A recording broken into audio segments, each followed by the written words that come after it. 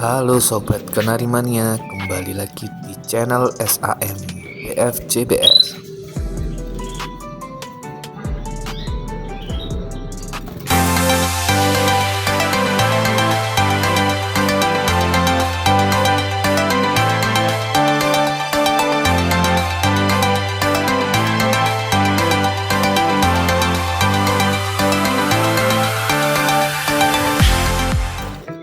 Hari ini kita akan kembali membahas seputar dunia kenari.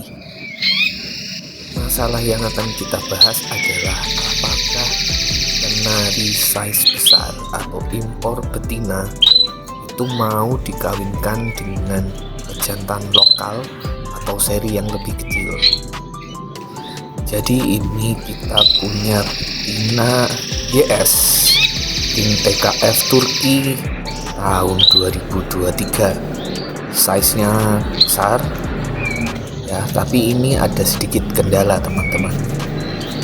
Burung ini saya beli sekitar tahun lalu, kalau nggak salah itu di bulan Agustus atau September. Jadi sudah sekitar setahun lebih di kandang kita, tetapi sampai saat ini masih belum bisa produksi teman-teman. Sebenarnya kita beli itu sepasang jantan dan betina, sama-sama ring TKF 2023, tapi untuk pejantannya itu mati karena saya jemur dan saya lupa untuk ngangkat ya teman-teman. Jadi namanya apes itu tidak ada di kalender, jadi burungnya mati. Jadi ini bisa jadi pembelajaran juga buat teman-teman yang lain yang baru mulai pelihara jenis YS atau seri-seri impor, apalagi yang tipe-tipe bulu tebal seperti ini, itu jangan dijemur terlalu lama ya teman-teman. Paling mentok itu ya sekitar 15-30 menit. Setelah itu harus segera kita angkat, kasihan kalau kelamaan dan fatalnya bisa mati seperti kenari saya teman-teman.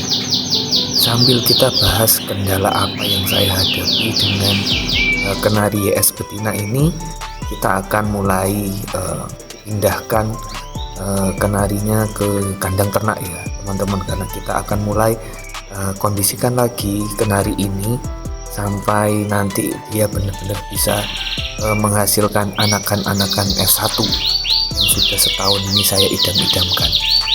Selama 1 tahun lebih ini, kendala yang saya hadapi dengan betina ini adalah susah sekali birahi ya teman-teman. Jadi untuk kenari jenis besar ini mungkin agak sedikit berbeda dengan betina-betina lokal pada umumnya. Kalau betina-betina lokal pada umumnya, asalkan dia sudah siap, kasih pejantan, sudah pasti produksi. Dan setahun penuh itu kita bisa berulang kali ya produksinya. Tetapi berbeda dengan kenari jenis impor. Jadi sama seperti kenari saya ini, selama 1 tahun itu tidak menghasilkan anakan. Jadi selama 1 tahun itu hanya bertelur 1 kali, dan itu pun tidak ngisi. Nah ini juga ketika saya cek di pennya itu sudah mulai bersih. Jadi mudah-mudahan sudah bisa kita kondisikan dan cepat birahi ya teman-teman. Pertama-tama kita akan pindahkan ke kandang ternak dulu. Wah tuh lihat posturnya cakep ya teman-teman. Ini burungnya dalam kondisi yang masih belum birahi, tapi pennya itu sudah mulai bersih, perutnya itu sudah mulai bersih, dan tanda-tanda sudah siap untuk produksi. Nah waktu saya belajar tanya-tanya sama teman-teman yang pernah dengan menggunakan materi seri YS itu, saya dapat sedikit pencerahan karena perbedaan antara kenari lokal dengan kenari impor yaitu di masa reproduksinya. Jadi di fase-fase tertentu atau di bulan-bulan tertentu dia akan secara alami dia akan mulai naik birahinya ya teman-teman. Untuk kenari ini saya akan coba menggunakan vitamin untuk menaikkan hormon reproduksi khusus untuk hewan betina ya teman-teman. Mungkin kalau jantan itu biasa kita pakai metabolis atau apa, tapi untuk kenari betina ini saya akan coba menggunakan vitamin untuk menaikkan hormon reproduksi betina yang biasa dipakai untuk anjing atau kucing. Jadi kita akan berikan itu kepada kenari ini. Seharusnya sih ini vitamin untuk injek atau disuntikkan, tetapi saya kurang berpengalaman, jadi saya tidak berani untuk memberikan suntikan. Jadi saya taruh di wadah bekas vitamin metabolis itu ya, kemudian nanti kita teteskan ke mulutnya sebanyak 3 tetes. Untuk efeknya kemungkinan tidak secepat kalau dia diinjek, karena kalau kita lewat mulut itu otomatis kita nunggu untuk vitaminnya itu dicerna oleh tubuh si burung ini ya teman-teman. Kemudian untuk pakan, saya akan coba menggunakan pakan merek Carol yang banyak dipakai juga oleh teman-teman yang lainnya.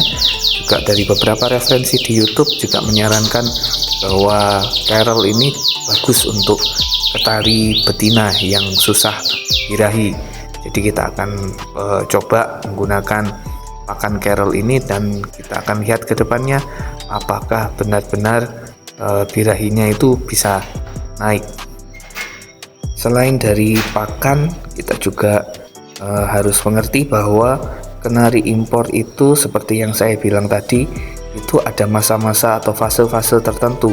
Jadi di bulan-bulan tertentu itu kalau di luar negeri itu masuk masa breeding.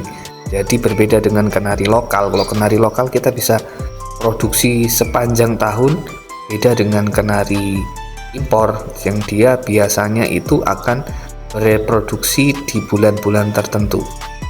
Karena kenari Yorkshire itu asalnya dari negara yang memiliki 4 musim, dan biasanya kenari Yorkshire itu akan mulai bereproduksi itu di musim semi. Di musim semi itu biasanya cuacanya jadi lebih hangat, kemudian waktu siang hari itu lebih panjang daripada malam, dan kemudian sering terjadi hujan juga. Nah, karena di negara kita itu kita hanya punya 2 musim, yaitu musim kemarau dan musim penghujan, maka untuk kenari Yorkshire ini kemungkinan akan mulai birahi itu ketika memasuki musim penghujan ya teman-teman. Jadi kebetulan sekarang ini masuk bulan Desember, di mana hampir setiap hari hujan, dan saya amati untuk kenari saya yang ini itu menunjukkan tanda-tanda mulai birahi teman-teman. Dia sudah mulai aktif cuit-cuit ya, manggil pejantan, kemudian sering nyobekin alas kertas atau koran yang ada di bawahnya itu. Nah, tapi kendalanya itu adalah ketika kita satukan dengan pejantan yang birahi atau yang gacor, seri-seri yang di bawah ini yang bodinya lebih kecil, yaitu seri lokal AF maupun F1, itu semuanya dihajar sama betina ini ya teman-teman. Mungkin karena perbedaan size atau ukuran membuat kenari itu jadi takut ya pejantannya. Tapi khusus untuk pejantan yang saya masukkan ini serinya AF tapi bodinya kecil. Istimewanya apa? Istimewanya kalau dengan pejantan yang ini dia nggak nyerang teman-teman. Si betina itu nggak nyerang, tapi masih belum mau dikawin. Jadi dia masih kalau misalkan pejantannya itu ngerek, dia nggak mau ngeleper. Dan ini video ini saya ambil setelah beberapa hari ya, sekitar 4 atau 5 hari kita treatment dengan menggunakan pakan Carol, dan juga saya campur dengan Prestige, karena menurut saya Prestige itu lebih cocok untuk burung-burung impor ya. Dan ini setelah hari ke 4 atau 5 saya lupa, dan saya nggak cuman pakannya saya ganti, saya kasih sayur-sayuran, pokcoy, jagung manis, dan juga telur puyuh rebus itu bergantian selang-seling setiap hari. Dan ini sudah mau kawin teman-teman. Jadi kuncinya ada di pahami kapan fase breeding atau fase berpasangan si kenari ini, karena kenari impor. Kemudian yang kedua itu asupan pakan yang baik untuk mendongkrak birahinya. Kemudian jangan lupa kita jaga kebersihan kandangnya ya teman-teman, karena kita tahu ini musim penghujan, jadi rawan penyakit karena beberapa burung saya itu sudah ada yang mulai kena efeknya karena hampir tiap hari hujan deras.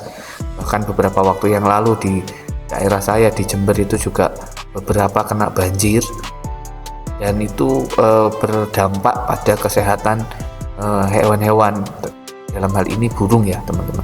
Jadi untuk menghindari hal-hal yang tidak diinginkan, kita jaga kebersihan kandang, pakan kita kasih yang bergizi tinggi, kemudian yang tidak kalah pentingnya itu air minumnya harus kita jaga kebersihannya ya teman-teman. Karena kalau sudah terlanjur sakit atau ada trouble dengan pencernaan atau kesehatannya, itu malah tambah repot, apalagi kenari-kenari impor yang mungkin daya tahan tubuhnya itu tidak sebagus kenari-kenari lokal. Jadi benar-benar harus kita perhatikan kesehatannya. Jadi singkat cerita, kenari besar betina itu mau atau tidak, bisa atau tidak dikawinkan dengan pejantan yang lebih kecil? Jawabannya bisa. Tinggal bagaimana kita treatment atau rawat si betina itu sampai dia benar-benar birahi ya teman-teman. Kalau sudah dia benar-benar birahinya dapat, dia sudah mapan usianya, itu kemungkinan besar akan cepat untuk proses kawinnya. Jadi ini kenarinya mudah-mudahan segera bertelur dan bisa menghasilkan keturunan F1 yang sudah saya tunggu selama 1 tahun lebih ya untuk dapat keturunannya dari ini. Karena rencana awalnya itu kita mau ingin nyetaknya itu YSL, tapi ya mau gimana, takdir berkata lain, pejantannya mati. Jadi kita tetap masih semangat ternak, kita masih pakai kenari yang ada, pejantan yang ada, untuk kita cetak seri-seri yang lebih besar F1. Dan nanti kedepannya kalau masih birahinya bagus, kita akan coba kawinkan dengan rasmi. Kebetulan kita di kandang kita juga punya rasmi warna star blue, dan minggu lalu tuh juga sudah mulai prestasi di gantangan. Jadi nanti kita akan coba cetak F1 YS kali rasmi ya, nggak tahu itu hybrid. Jadi nanti kita akan lihat perkembangannya bagaimana. Mudah-mudahan video ini bermanfaat dan menginspirasi teman-teman sekalian untuk tidak menyerah menghadapi kendala-kendala dalam breeding kenari ataupun burung-burung yang lainnya. Karena di kandang kami itu kita tidak hanya beternak kenari, kita juga menternakkan burung murai dan juga lovebird. Karena saya itu pecinta dua burung ini ya teman-teman, kenari dan lovebird. Jadi sekian video saya kali ini, supaya bisa jadi hiburan untuk teman-teman dan jadi penyemangat untuk kita semangat terus dalam beternak. Jangan lupa subscribe channel SAMBF JBR supaya channel ini masih bisa terus berkembang dan bisa upgrade materi-materi kandang yang lebih bervariasi. Nah, ini sudah punya IYS, kita punya rasmi. Kedepannya rencana saya pengen F1, kita pengen nyetak F1 SF. Jadi doakan saja ternaknya semuanya lancar dan ada rezeki kita bisa cari pejantan seri SF ya. Segini saja video kali ini. Terima kasih.